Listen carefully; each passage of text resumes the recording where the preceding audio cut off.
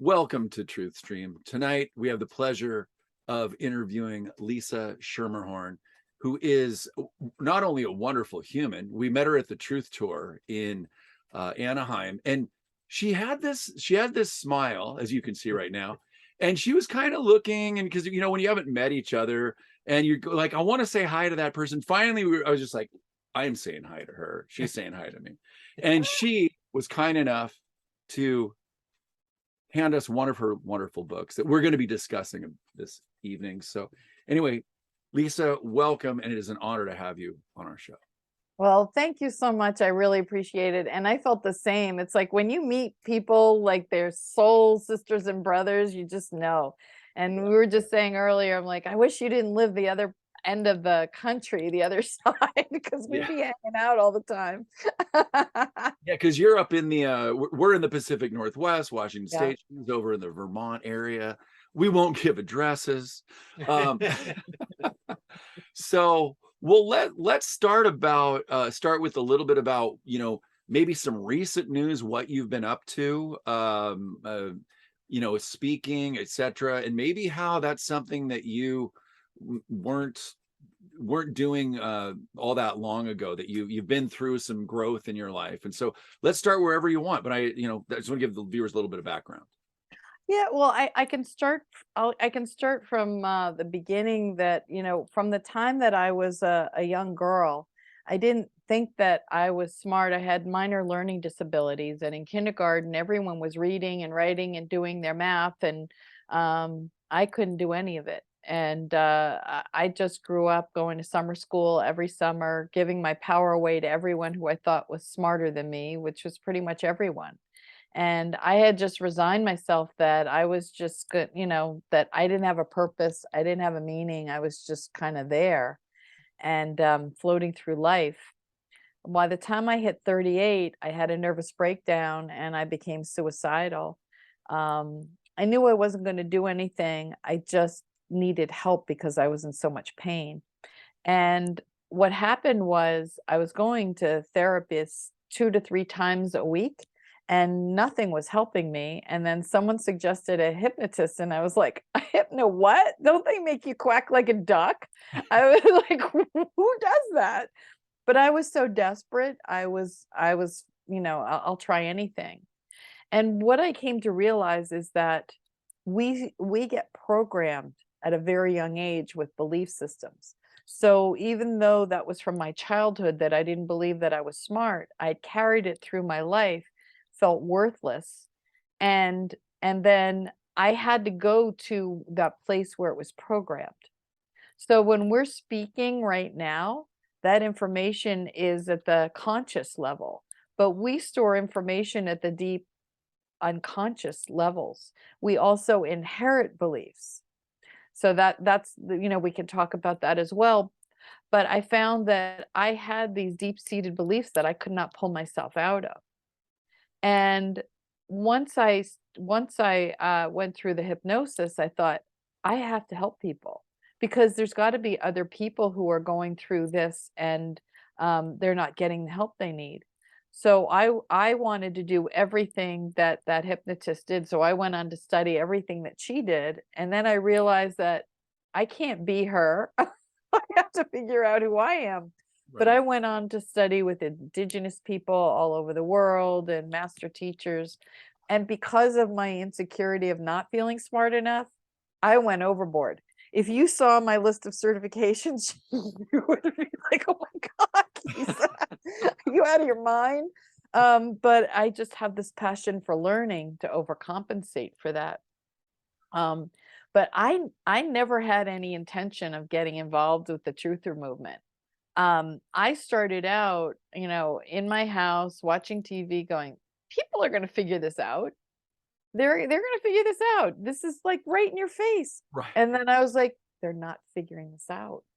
And I was watching, you know, television and videos and found all these people who were talking about stuff that happened and with 9/11 disclosure and all the disclosure of things that were happening and extraterrestrial stuff, and I was like, it was like, oh, like remembering. Does that make sense? It was like this unfolding. It wasn't shocking to me. It was more like things were coming up and I was like, "Oh, okay, I get it." And I was still waiting and I was getting angrier and angrier and started protesting at at our state capitol, all 100 of us, because we live in Bernie country here. Yeah. There's 600,000 people in the whole state. And, so that's when I started getting involved in starting Vermont Stands Up based on Dr. Christiane Northrup's group.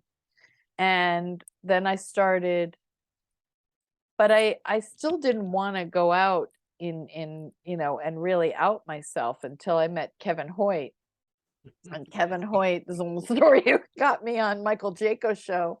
But I wanted to help people understand that we are all programmed at a very deep level. And even all of us who think we know the truth, none of us know the truth. We only know what we've been told. And I saw a social media thing today that Robert Maxwell, Maxwell's father, owned Macmillan Books, which was in charge of all our textbooks. Yeah, I might have Oh, posted yeah. that. Is that you who posted that? Yeah, I read that and I was like, of course. Of course. Yeah. So we read and then we take it in as the truth. And because it gets reinforced over and over again, we believe it so deeply that getting people not to believe it is really hard. Right. Well, your chapter 7 in your book, The Lies We Inherit. And Yes. can you go into a little bit about that and how the lies actually enter into our DNA and our makeup? That would be a wonderful place. Yeah. This is so fascinating to me. They actually, there's a science called epigenetics. And they did a study with mice. And every time they smelled a particular smell, they would give them an electric shock. And then they associated the shock with and the smell. Their grandchildren, their grandpups, anytime they smelled the smell, would run without getting an electric shock. It doesn't change our DNA per se, it changes how our DNA is expressed. So what happens is they did a study out of Mount Sinai Medical School where there's a woman who studies PTSD. And she was working especially with Holocaust victims and their families, their descendants. And what she discovered is that people who are in constant PTSD produce smaller amounts of cortisol, because cortisol is a hormone that helps you bounce back from PTSD. But if you're in constant PTSD, you don't need as much cortisol. And so you stay in that PTSD state longer. So what happens is their children are born with low levels of cortisol. So they are much more prone to PTSD. And what they also found is that higher levels of pain levels, anxiety, all of the things that can create disease, because their body's on overload in fight or flight constantly. And they see that DNA, the way it's expressed, keeps getting passed on. So you and I, if we have relatives that were in PTSD a lot, you have a 3 times more likely chance of being depressed or suffering from some kind of, PTSD anxiety. And what's interesting is I've been guided to work with people in my practice. What I do is I do something called timeline, where I take people through their current life, because we have 5 major brain frequencies that we go through as we grow up. So as an infant, we're in delta, and it's this big wide wave, and then we go into theta, and theta is the state of deep imagination. That's why you always see children running around with sticks as guns and mud pies and all that, because that's the state they're in. But they're absorbing an incredible large amounts of information. Then you go into alpha, which is a creative state, and it's also when we zone out. So you're zoning out on your social media, on your phone, or that you're in alpha. So you're getting programmed. You're getting programmed by your TV, you're getting programmed by your social media, and that gets stored in a deep place in your brain. So your conscious mind does not have access to that information. That's why, I mean, cognitive behavioral therapy and all that kind of therapy is amazing. I've gone for myself. I'm not going to say anything bad about it. What I find is they help you with coping skills, coping with your issues. When you go into the subconscious mind, you're getting to the root cause of the issues. So as I'm kind of like a detective, and so I'm always searching for the root cause. And I found that especially when I was working with people with weight issues and we were doing everything, and suddenly I'd be like, is that in your family? And they're like, yeah. Oh, did you have issues with scarcity, depression baby maybe? Oh yeah, my grandfather was in the depression. And we were always forced to eat everything on our plate, waste not, want not, and all that. And suddenly I realized we're going back 3 generations of inherited obesity because they're so terrified of of starving to death. So when people have these fears and phobias, they may not be theirs. They could be inheriting. I've gone back as far as 10 generations with people with certain belief systems, especially with indigenous people.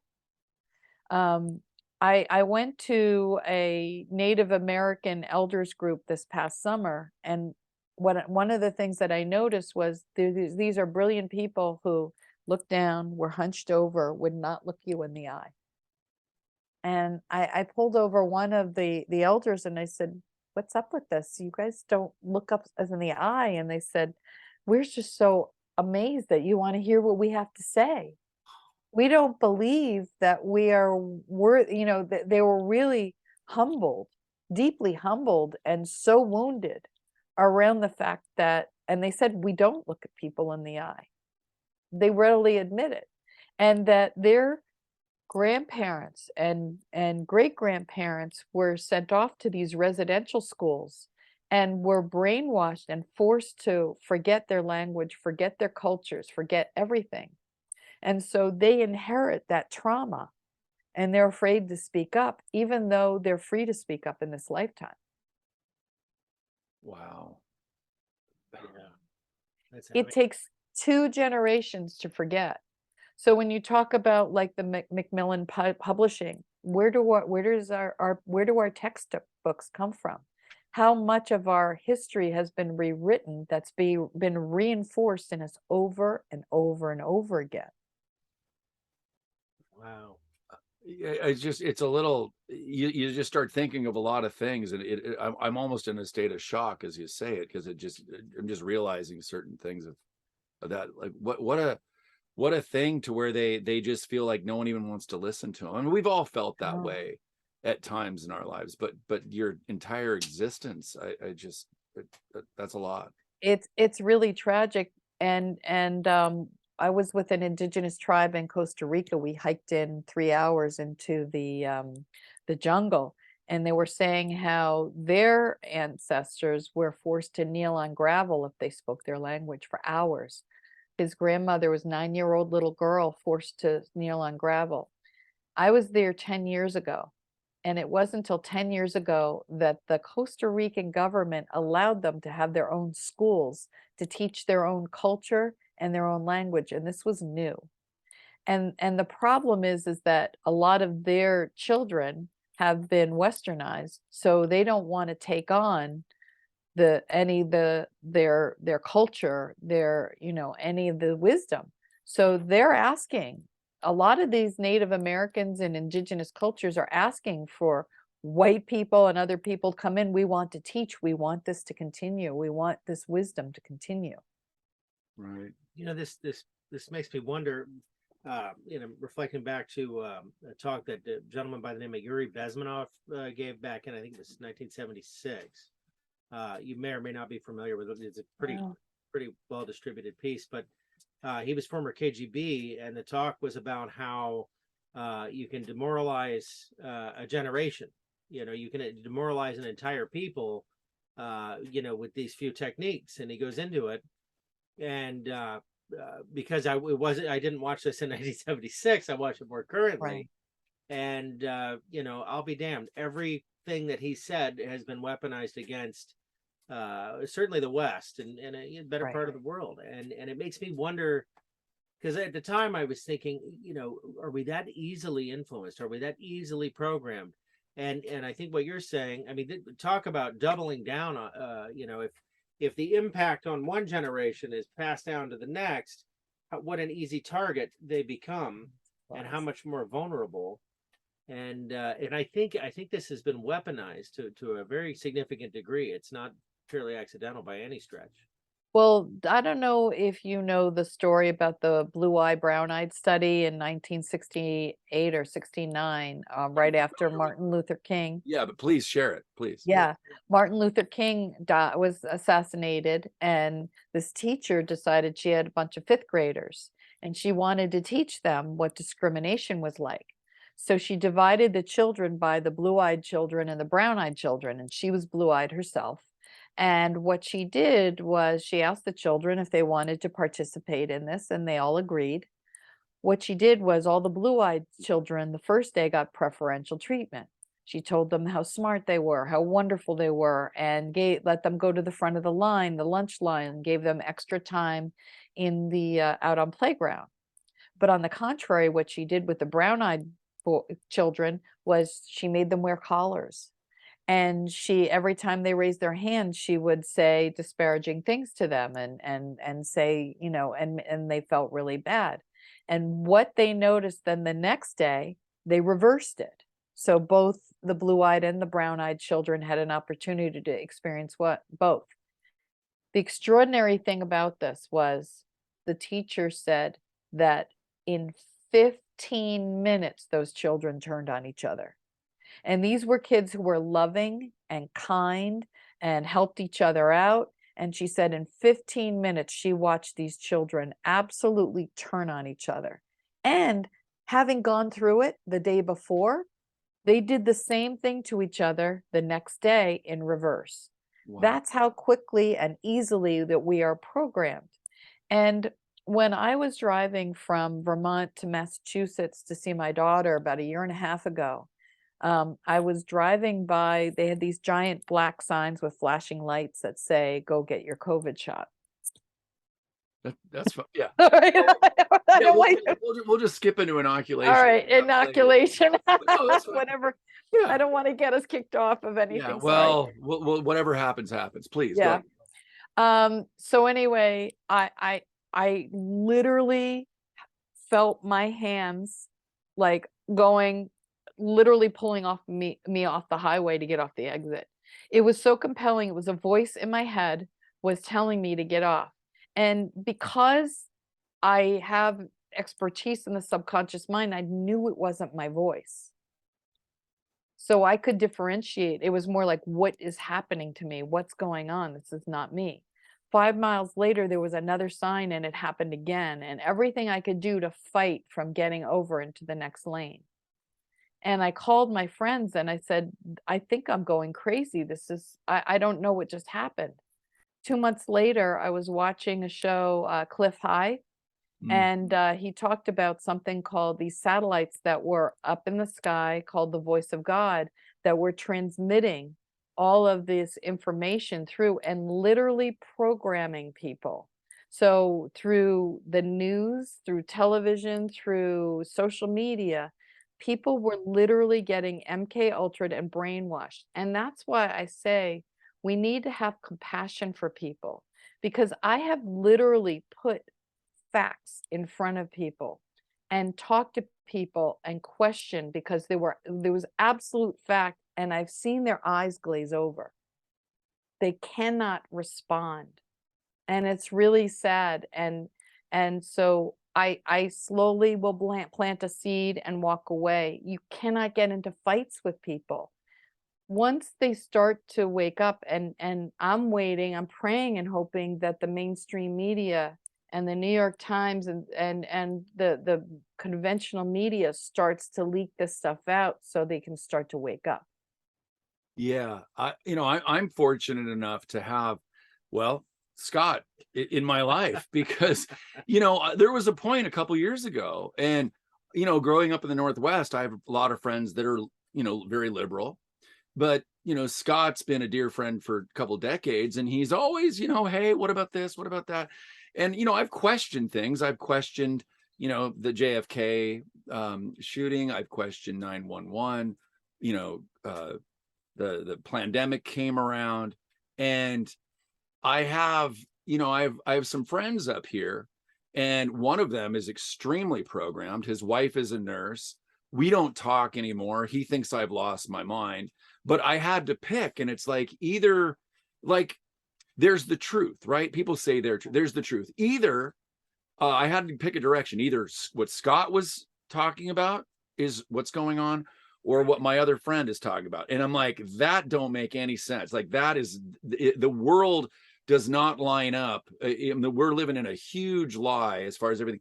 If what he's saying makes sense, and where with Scott, it was like, now that makes sense. This, what Scott talks about, is all these things that are in the back of my mind that made sense. And I had to make, I came to a Y in the road, and that friend and I mean, 2 years ago, we were battling it out very publicly on Facebook. God, that It was was nasty. awful. And he would go on to my family's Facebook pages and make posts, and I was just like, this is ridiculous. And there, I'll admit, there were certain things that I may have been saying a couple years ago because I thought the truth was going to roll out a little bit sooner, Yes. right? Yes. So looking back, yeah, I do wish I wouldn't have said certain things back then, just because it maybe created a little more chaos than necessary. But that goes into what we're talking about. As the truth rolls out, how do we in fact know what the truth is? Who's going to be bestowing us, Evidence. See, this is the okay, critical part in this, when he brought this up with right, the friend he's talking about. Is, I just asked him, I said, does he ever offer you any evidence? Right. Is there any of that? Because I think that's an important part of an argument. right, You Right. you have to bring an argument, and he didn't. It was all guilt and shame, and exploiting the need to belong to something, to be part of the group or whatever, that herd mentality. And that gets exploited all the time. And people that end up on the side of the truth often have a pretty lonely road to hoe. You're exactly right. It is a lonely road to hoe. I mean, I lost a lot of people in my life, and I had my father messaging me on a daily basis, begging me. And he said to me, my doctor says that if you don't get this thing, right. you're gonna die. And he was terrified. I mean, it was from a place of love. And I responded, thank you for loving me that much. And I always say to people, how likely is it that I'm going to convince you that I'm right? And most people are like, you're not. So, and I would say, well, what makes you think you're going to be able to convince me? I've had a couple people in my life that I have actually been able to remain neutral and keep them in my life, and we just don't talk about those topics. We just don't. And it was really sweet. My cousin a year ago for my birthday got reservations at this restaurant I'd always wanted to go to, and they had his credit card holding the reservation, and I said to him, I can't go. I don't have that thing and they're requiring it. And he said, well, would you be willing to get the test in order to go? I said, no, I've never been tested. I'm not going to now. He said, well, I'm going to lose $100. I said, I'll pay you the $100. And we can go to get a burger someplace. I really don't care. And he asked me if I would go anyway. And we got to the hostess, and she asked me if I had anything, records of anything. And I said, no. And she said, would you consider sending something tomorrow? And I said, I'd consider that. And she sat us down. Sure, I'll consider I'll it. consider it. But I did that for him. And, he honored me. And what's been missing. He honored the fact that I felt very strongly about it. He worried about me. but he let me have my beliefs. He didn't cut me off and say, I'm not taking you to dinner. And we have to honor each other's beliefs. It's important. And there's so much separation happening. And, you know, this is all about ascension. This is a spiritual journey that we're going through right now. And so we need to come together and love each other and honor each other's differences. Yeah. And Well, and something else, you know, you talked about, I'm ready to take this into a more positive, but at the same time, before we go there, that, you know, this is a time of year going into, you know, December soon, where a lot of people are festive, but there's also a lot of people who are very lonely. And we talked before about bringing that up. So please feel free to talk about that. yeah. So 7 years ago, when my ex-husband and I separated, he got Christmas. And even though we have grown children and they got to spend Christmas with them. Now, I didn't grow up with Christmas, but for 29 years, I was creating it for my family and making it a big deal. And suddenly I found myself alone. And I thought, oh my God, what am I going to do? How am I going to deal with this? And I went into this depression. And after I got through that holiday, I realized we give meaning to everything. So I gave meaning to a day. It's a day. Okay. It wasn't my holiday, but I gave it meaning. But if I give each day meaning, then each day can have a special meaning. So we have people coming into Thanksgiving, Christmas, Kwanzaa, whatever the holidays that you celebrate are. And not everyone is in good health. Not everyone has money to travel, to be with family, or has family to celebrate with. And I invite people to think about, you know, what meaning have you given this day? I often ask people to reframe, what is the lesson that you've received from this? What is the gift in this that it's given to you? I ended up expanding my friends, and we have our own, you know, friendsgiving and all of these things. And I now, was it Wayne Dyer says, friends are God's apology for family. I but we create our own celebration. So it's all in the perspective of how you see things and the meaning that you give to each day. Because a week ago Monday, I had one of the most amazing days, you know, top 10 of my life. And that day had meaning for me, but I'm not going to hold on to that every year, expecting to have that kind of day on that day. So I talk about mindset because we can reframe things, we can look at things from a different perspective, and have peace and forgiveness. Two of the greatest things that you can do is forgive and let go. And in my own life, when I started forgiving, especially forgiving myself, miracles began to happen. You become aligned with who you are, because it's not saying that it's okay what the other person did. It's saying, I'm not going to carry it anymore. I don't have to hang out with them. I don't have to be friends with them, but I'm going to just take that backpack full of bowling balls and I'm going to put them down and I'm going to love them from afar and move on. And when you do that, your life will change in ways. I know my life changed in ways that I never could have imagined. Everything accelerated. My book came to me, the title came to me, I started speaking. People were coming to me. I wasn't pursuing. I still have a list of people to pursue, to do podcasts with. I haven't even touched them yet. Well, thank you for joining us. Yeah, I'm so grateful. Because, like, again, it's the alignment, you know. It's like one of the things that I found through the truther community that I was so blown away, because I have these two lives. I have this business Lisa, and I work with, you know, executives doing coaches, and I mean everyone, but I do work with a lot of executives. And then I have this very metaphysical part of me, and I've always kept them very separate. And what's been a crazy thing about the Truther Tours and the Truthers is that I've been able to put both sides together. They get it. and they are amazing. And I walked into Anaheim, I was in Las Vegas.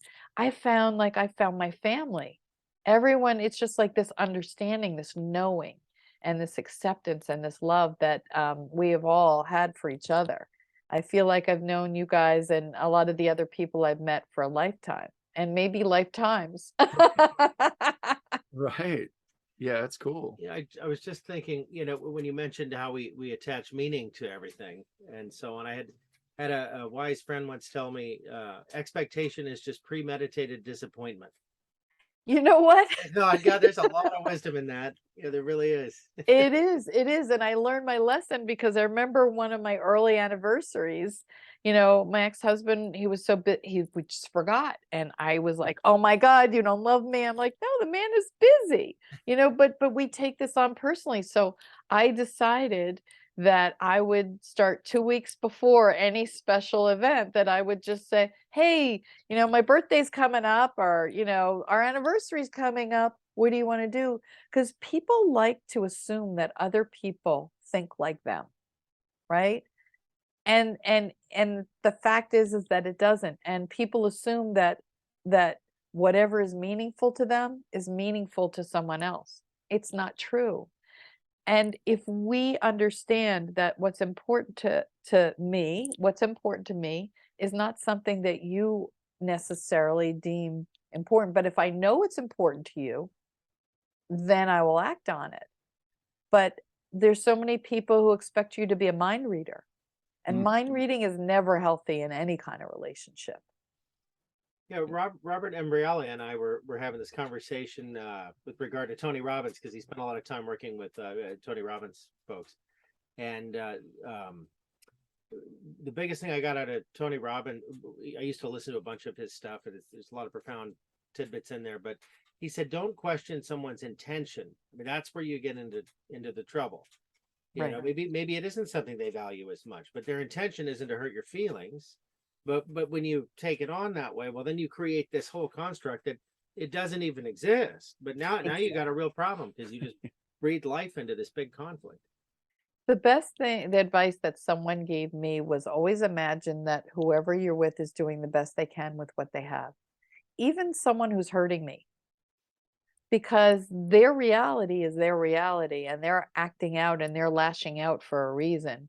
It's usually the 5-year-old wounded version of themselves that is acting out.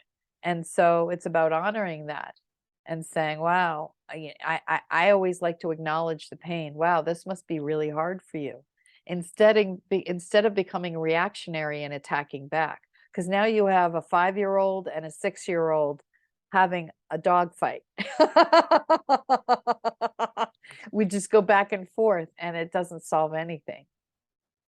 Yeah, well, and I was wondering, could you, because I had a reading a year and a half ago, could you talk to folks about the heart wall? What it is? Is that something that you part of your background or expertise or whatever? That's not really part of my expertise from the standpoint of an energetic reading. I do energy work per se, and I do channel a little bit, but it's really more about when you have past lives. Is that where you wanted to go? Yeah, or to talk a little bit about what, the things that you do, if you will. Right. I always wondered what the purpose of really knowing what your past lives were. And what happens is in these incarnations, we've been in this Earth is like this school, and we've been kind of trapped here. And my understanding is that the moon was holding on to this reincarnation trap that was keeping us reincarnating over and over again, but forgetting. So we had to start over and over again with each lifetime. Whereas my understanding is those beings who are outside of Earth remember their lives. So imagine if, we get to start where we left off in the previous lifetime and have all that wisdom. Imagine having all this wisdom at 25. I mean, like, still have that body and then have the wisdom too. Yeah. But for us, we carry those lifetimes in us. They're in our cells, they're in our organs, and we actually live through those lifetimes throughout our day. It's why sometimes in the morning we might be better at writing or reading. And then I was like, oh, I'm better in the afternoon at exercising, because that part of you that has shown up that time may have been, an athlete in that previous lifetime, or a librarian, or whatever that was. When you have trauma in a past life, sometimes the soul will hold on to that trauma and bring it forth, and it desperately wants to be acknowledged. And once you acknowledge it, it goes away. It's amazing. And oftentimes I'll go back and heal that, and then that part of the soul is integrated, and you bring forth those qualities. The same is with when I do the ancestral work. I'm going back to the root cause of why someone is having an issue. Could be weight loss. If someone is struggling with their weight and it's a pattern that's going through their family, and now their family has it in them going back, maybe their starvation 2 to 3 or 5 generations back, you go back and heal it, forgive, release, go down to the next generation, heal it, forgive, release, and you're calling into the DNA to heal and going down so that they can lose the weight, or they can get rid of that fear, that anxiety, that low self-esteem, whatever that is that's getting impeding in their lives. Because most people say, oh, we're born as a blank slate. Not at all. We're carrying thousands, could be thousands of lifetimes, plus your ancestors that you're calling in, and your current life trauma. And then something else that I don't even know about yet, but I'm sure I'll study it. Find out.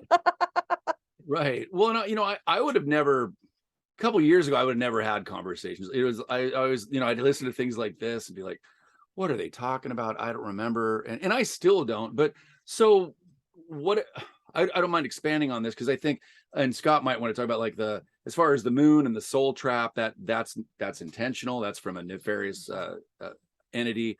And then there's soul contracts.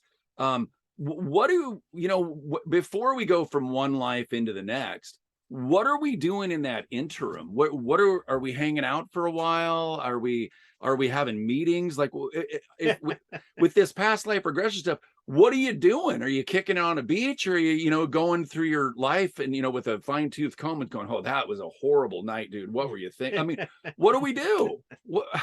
So it's interesting. There's a movie that Robin Williams was in, What Dreams May Come. Yes. Okay. So when your body leaves, oh, I just got that confirmation. Thank you. I get these chills. God bumps, I call them. Yeah. So I do past lives, but I also do life between lives. So when the soul leaves the body, it travels.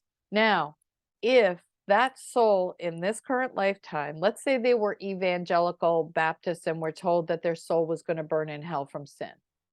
Okay, that's just one scenario. Or through Catholicism, whatever reason. If that person believes they're going to go to hell, they can stop themselves from ascending up into heaven, right? Into that consciousness. So that's why we get souls that are stuck, or souls that die instantly in a hospital. They don't know that they're dead. They don't understand, or there's unfinished business. They'll hang around here. And Carolyn Mace talks about this, where there was a woman who came to see her speak, and was talking about how there was a car accident. The woman left her body, and she could hear a woman praying 3 cars back for her as she was leaving her body. And because the woman was praying for her, she came back. Wow. It was crazy. And she found her because she looked at the license plate, and she had her memories, and she contacted the woman and thanked her. Yeah, it was a crazy Well, story. did the Love woman, that it was the woman like, hey, thanks, or was she like, wow, that's the power of prayer, or what? That's both. It's the power of prayer.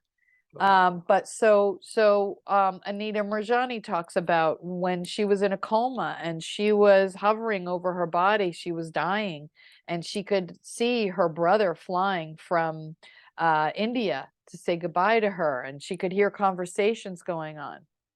But then once you go up into the heavens consciousness, there's always a gate, and the gates always look different, and then there's a guide there waiting for you. Then you have a choice. Oftentimes the guide will be in charge, but you can ask, can I go to the library, which is the Akashic records, to research some information? Maybe you've had a tremendous amount of trauma and you're looking to have a healing. So you want to have a healing. So that could happen. You go meet with your counsel, your soulmates. So imagine your soulmates are like a branch of a tree. Like these are all the different branches. So not everyone reincarnates with you in every single lifetime. So when you'd go to see them, some of them will look like you and I do now. Some of them will just be spirit because either you haven't seen them yet in this lifetime, or they're not going to appear in this particular lifetime. There's no role for them in this lifetime because we contract with these other beings and we often come back over and over again with the same group. That's why we have the soul recognition that happens. There, before you go in, say, I'm going to have this feeling. I'm just going to know. There's certain criteria. So you have your soul group that you meet. You meet with your counsel, and I'll have people come up with a list of as many questions as they want. Am I on the right track in this lifetime? Why do I have this, person in my life who's such a pain in the neck? Or, what is the meaning? And they'll either answer you or they'll say it's not for you to know yet. That's for you to figure out. But you're going through this process, and at the end, it's almost like a theater room where you actually can take a look at other lifetimes that you had a choice to go to and why you chose this lifetime. Maybe the family dynamic or the intellect that you would inherit through you needed a certain intellect, or you needed certain things to happen. Probability. We have free will, but what they do is they set things up so that there's a high probability of certain things happening. And then it's what you choose to do with it and the lessons that you learn from it. And that's the other reason why I always say, don't take everything so seriously, because we are in a movie. We're in a movie watching a movie. I mean, seriously, it's one of those things. Yes, we have important roles in this lifetime, but if you think about it, we're going to do this again and again. And hopefully they talk about, because of our food and things that how we've been poisoned through the air, the food, the water, and everything, our lifetimes have been shortened. But my understanding is that as human beings, we actually have the capability to live hundreds of years. And so we'll be able to come back and live much longer periods of time. Yeah, I don't want to forget again. This has been that a was hell enough. of a thing. That's enough of this shit. Yeah, I agree. I agree.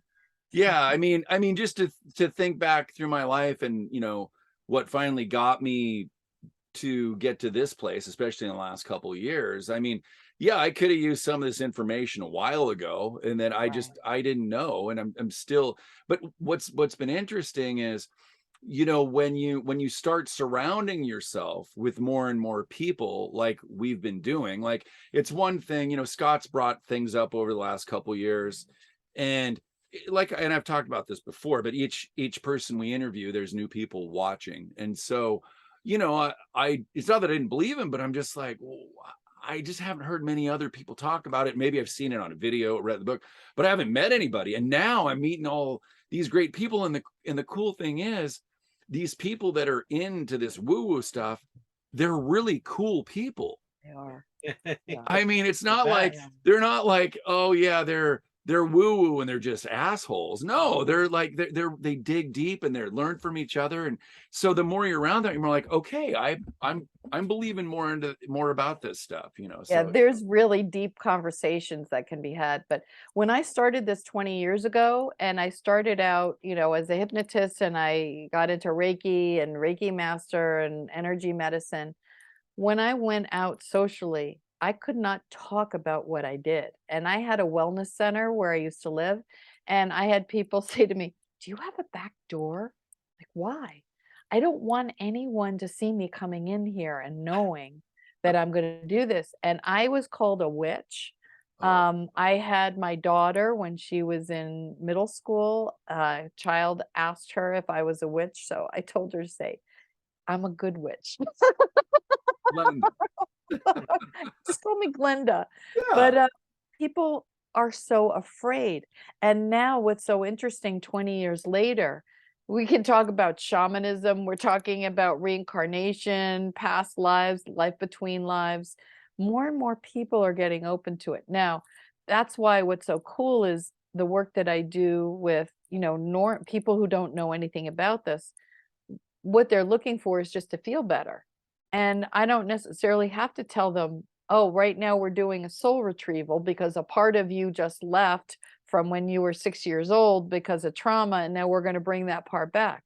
I'm like, we're just going to go on a little guided meditation and see what happens.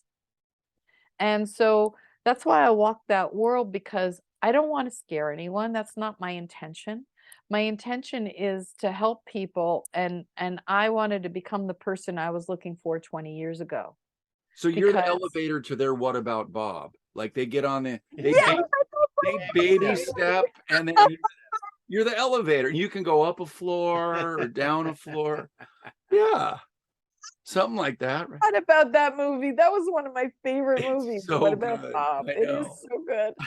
so good. Baby I'm steps. sailing. Yeah. And that's exactly right. So I always say, meet people where they're at. That's all. You just plant seeds. And for some people, they will never understand what you're talking about, and that's okay.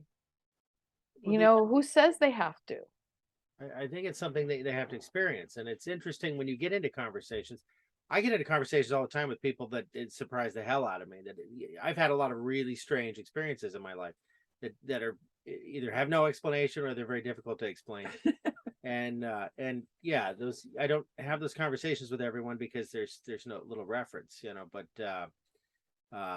you know, I had conversations with my father. I was with him when he died, and those conversations lasted after his death, and there were a lot of proofs. You know, there were a lot of things he would point to that would then happen. So it was irrefutable that was that I was having an authentic experience, because believing me, I wanted to explain that away as just me coping with a stressful situation. Right. But when I was handed those examples, it was like, okay, this obviously is very real. My grandmother did a bit of that, you know, before, and I had kind of denied that to myself a little bit. But then once you have those experiences and you run into people and they've had similar experiences, then the conversation gets really interesting really fast. And I think that's kind of what Joe's talking about when you get together with people that can have those conversations with you. It's quite the dynamic. It really is. It richens your relationships because you can have these deep conversations and you can get to know people at these extraordinary levels. And you know, I talk to you, I have these friends who are so incredibly talented and do amazing healing work and really helping people in a huge way in the world.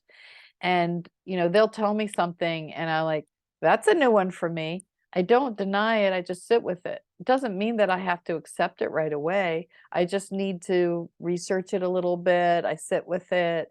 And does that resonate? I always say I a la carte all of my mentors. I take a little bit from here, a little bit from that one, and a little bit from that, and then I make it my own. I don't have to accept everything that everyone says. That may work for you, but it may not work for me. And so, again, it's honoring people where they're at. But I will say that my life was very two-dimensional before I had any spiritual connection, because I wasn't raised with anything. I wasn't raised with the idea that you could pray and ask and things could happen. And this woman who I studied hypnosis with, she also had trained with about angel messenger, Doreen Virtue, and that you could pray and ask for things and they would appear. And I was like, I was hungry. I was so hungry to learn at this point. And we would meet every single week, and we would go through Doreen Virtue's book of Ascended Masters and ask, pick one, and then pray and meditate, ask for signs, and we would all show up every week talking about these miracles that happened.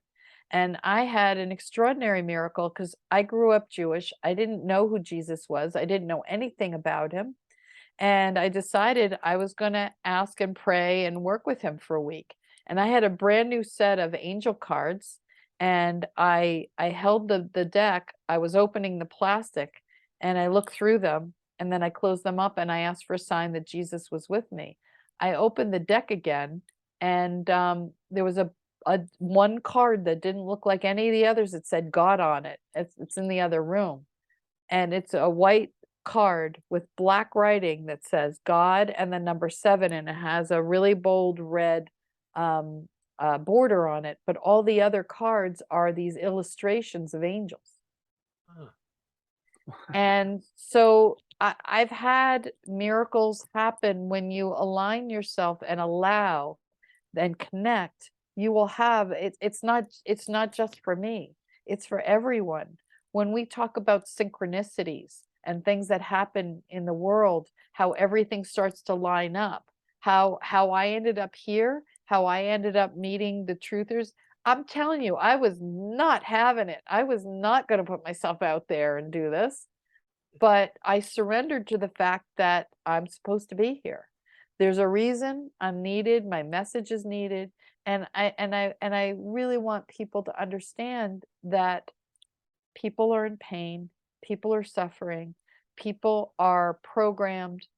And when they wake up and the rug is pulled out from under all of us, because I guarantee you, we only know a very small part of what's really happened in this world and in our history. And when people find out, they're going to be lost, because people look outside of themselves to define themselves. So few people go inside. It's done intentionally so that we have this materialism and addiction, because we're taught, they've taken religion, spirituality out of the classroom.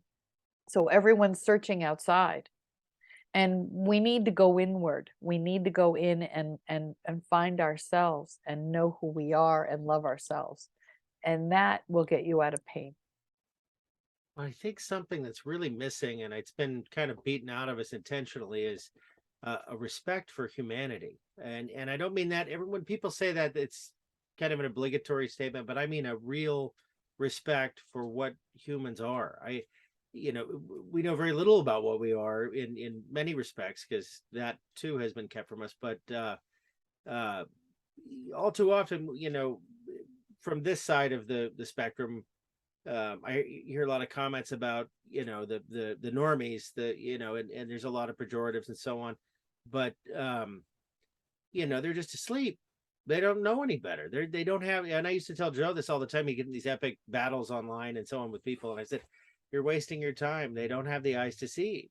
And No. It doesn't necessarily make them bad people. I mean, there certainly are plenty of bad people, but that what you're working with is human, and there needs to be some respect for that, I think. Exactly. And my friend Rose uses this metaphor with me all the time. She's like, Lisa, you're in college and you're talking to a preschooler. Could you teach a preschooler physics? No, they can't understand it. Well, maybe some can. I'm not in that category, but you have to understand at what level you're speaking to people and meeting them where they're at. And why is it important to me that someone else believes the same thing that I believe? Mm-hmm. Other than waking up to truth. not my truth, the truth. That's different. Yeah. I don't need to convince someone of my truth in the way I see the world and say, you have to see everything the way I do. But what we need is proof about the universal truths. And then we take from that what we wish. Two different things. Very much so. Very well said. I think the big step too is, we were definitely created, and the source, God, source, whatever we want to call it, resides within the creation. It resides within us. And once a person goes through the inner work of the process to really see that within themselves, then they become capable of seeing it in other people. Right. And Well, then something powerful there, I think. Yeah. Our greatest wounds are our greatest gifts once we heal them. All right. And the problem is when we get triggered by someone, there's an unhealed part of us that's projecting onto someone else, right? So you get all these people that are hating on other people. And then it's like, okay, what's unhealed in you? What is it that is so wounded that you can't accept someone else's opinion? That you could actually become violent over it? What do you feel threatened by? And so it's, for me, I question and I look back and I'm like, wow, this person is really wounded. And the same thing in the workplace. How many of you have had like ridiculous abusive bosses? Definitely a couple. Because we have people in the corporate world who are playing out their unresolved wounds on the people who work for them. I worked in the garment center in New York City, and I had the owner of the company would not let us go out for lunch. We had to eat at our desks, and they would pay for it. And we had to be at work at 7 in the morning and couldn't leave until 7 at night. And most of us commuted. New York City is an 1.5 to 2 hour commute, even if you live in the city. And the insanity was he would come through and eat our lunches. He would walk up to us and take a bite of your sandwich and put it down, stick his hand in your fries, walk to the next. And he would do this. This was his power play. And once he got through with the room and he would leave, we would all get up and throw out our lunches and order again. And no one said a word because we were all too afraid. And that whole programming was like, you don't speak up, you're going to lose your job. And I was like, you know what? I could never allow that to happen now. But at 23, and I was out of college and working in New York City, actually probably more like 21, I didn't have that kind of voice. I didn't have the wisdom that I have now.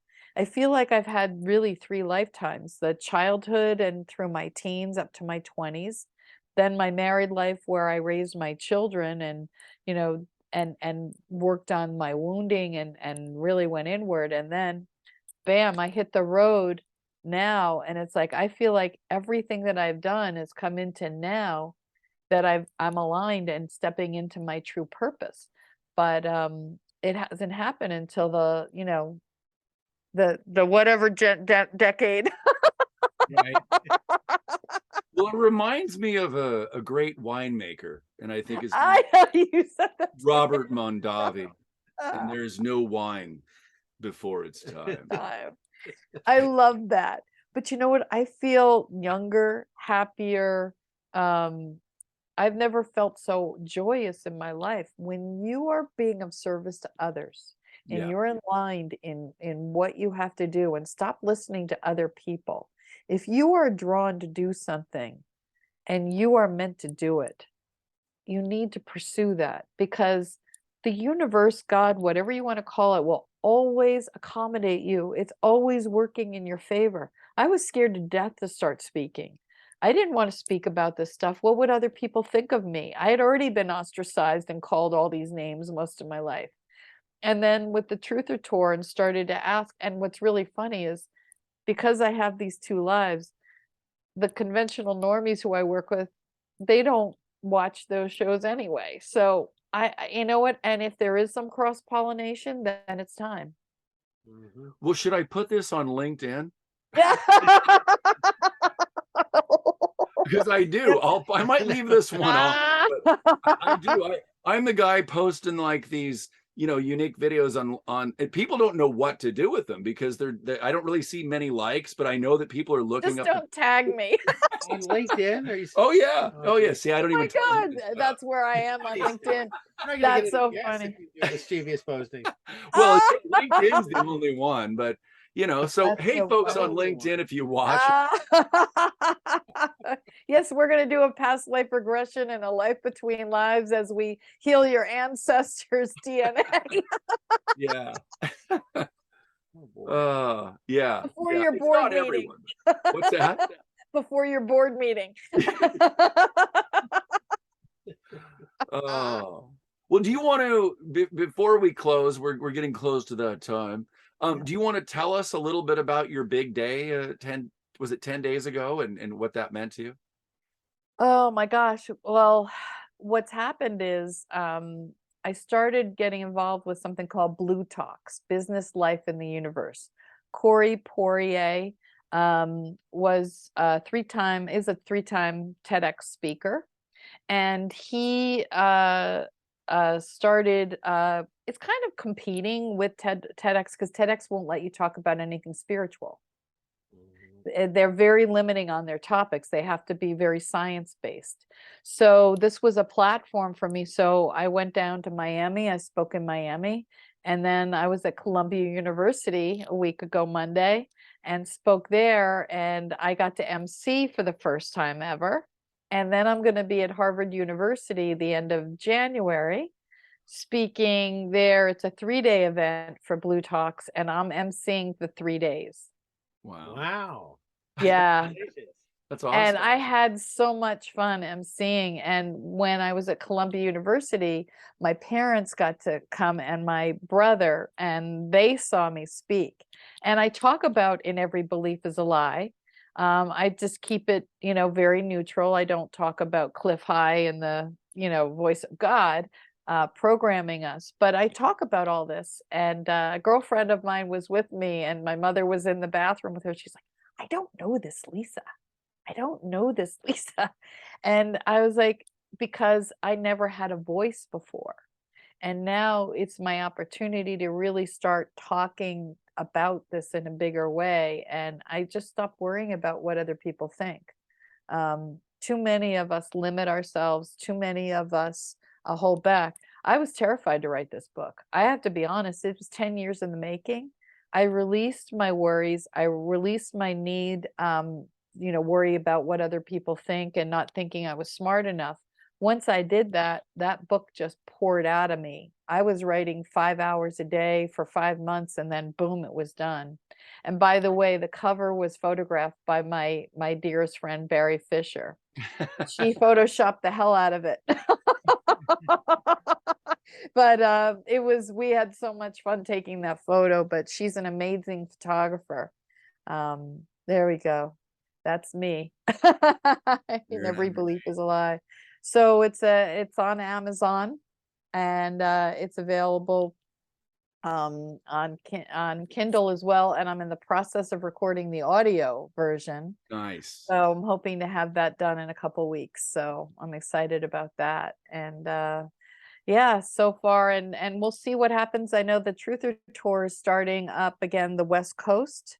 I don't know what he's got in store for the East Coast, but if he comes out here, I'd love to be part of that. I know they were talking about teaching people how they can get involved.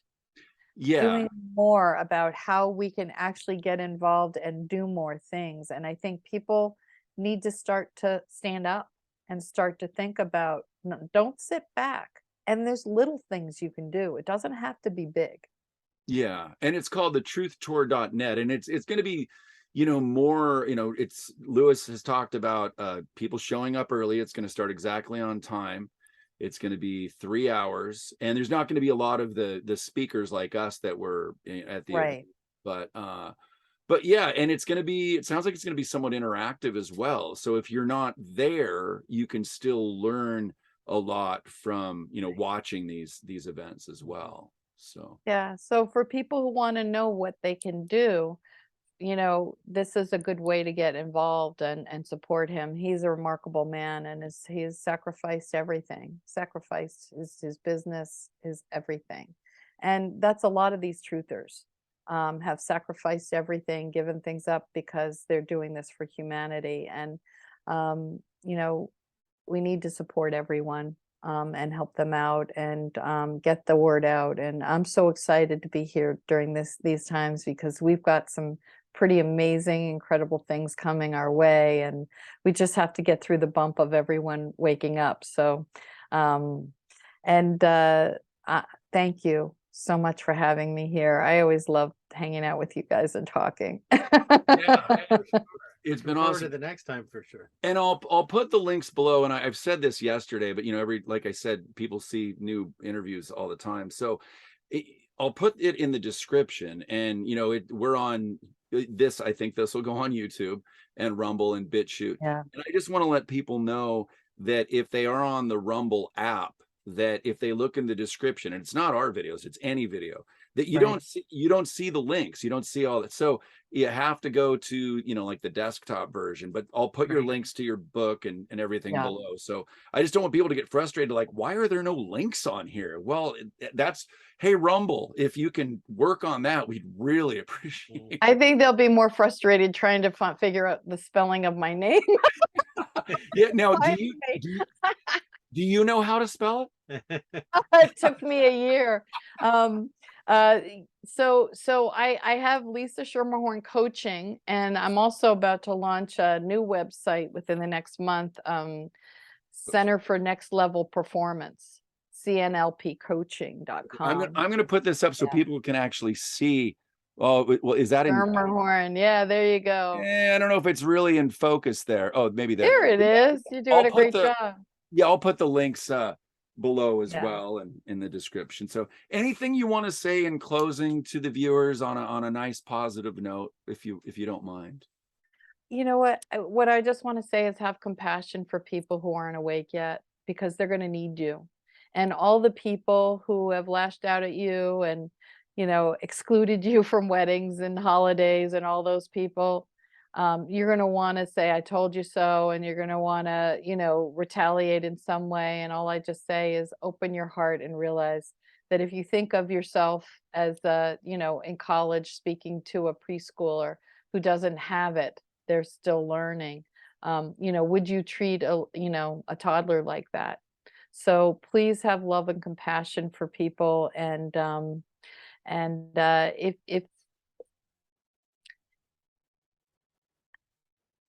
if it's a hard thing, but it's the right thing.